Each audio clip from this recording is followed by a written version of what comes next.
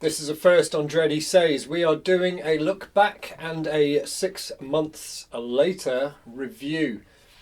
Now, admittedly, this is a year later, but we're going to take it from 6 months ago, from when I either kept or got rid of the Aquaplanet Pace and the Max.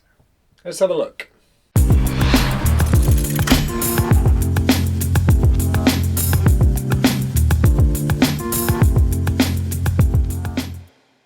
So what we're looking at behind me is my earlier reviews. They were the first boards that I ever actually got on the water and actually tried. And I really enjoyed them at the time. The reviews, there's two or three or four maybe, on my channel already where I talk about the boards. I even do a side-by-side comparison for these two sort of lower priced boards. But this is what happened. We'll start with the Pace. This was my board. I bought the Max for my wife and we had a good few months using them. About 4 months in on the Pace, I was getting these problems. The side started peeling, the deck pad started peeling, the D-ring points started to really stretch, and I never used the carry handle, which I really don't recommend you do if you already have one of these boards. But all in all, the Pace went straight back and I got sent another one, and it happened again when I was on my third. I then sold it on and that was it. I was done with it. And I was like, well, the Max, surely it was just, I just got unlucky. 2 manufacturing defects. Let's try the Max. Now, the deck pad started peeling, almost peeled off. There was about 15-20 inches of peel on each of the corners. I contacted technical support at Aquaplanet and eventually they said, oh, we'll send you some glue. I was like, no, that's not really good enough. Although I have done quite a few ice-up repairs, some quite extensive ones. I shouldn't be having to do this myself, and neither should you. If it's still under warranty, don't accept that from any company. A good company will just take the board back and either repair it and send it back on or send you a new one. Just sending glue out, and it's usually quite cheap glue. I did actually have the glue sent in the end, and I tried it and it just didn't work. It was just old bad glue. It was just a solid block in the tube, so that was a waste of time. So back that one went as well. We're looking at the images and that's 2 boards down. Now at the time they were, I think, 300 or maybe 350 quid for the complete packages.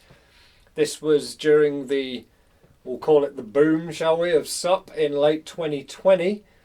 2019. And that's when it was all starting to kick off, and then it really kicked off in 2020, and then so did lockdown. Yeah, thanks for that. And they were selling a lot of boards. Now, a lot of these boards come from the same factory.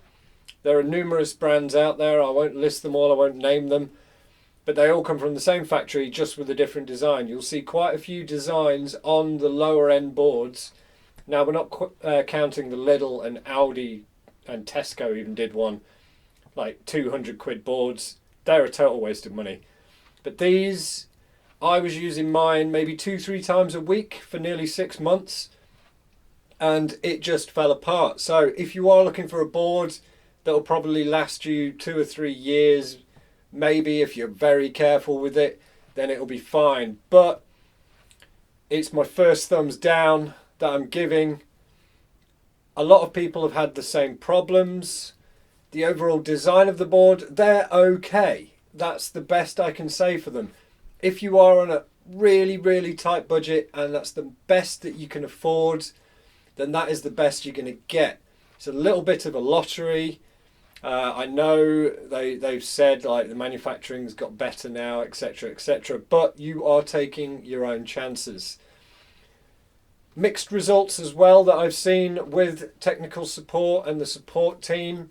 It's either really quick or really slow depending on how busy they are, but you do tend to get replacements.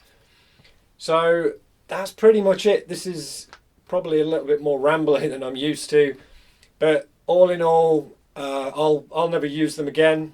I don't have them anymore. I sold them on at a loss, and that was it. That's the end of it. The pumps that they come with, there's the review to the pump, is the usual bad sort of budget pump. Get rid of that, upgrade that as soon as possible. I wouldn't even inflate my kite wings with it, and they're tiny.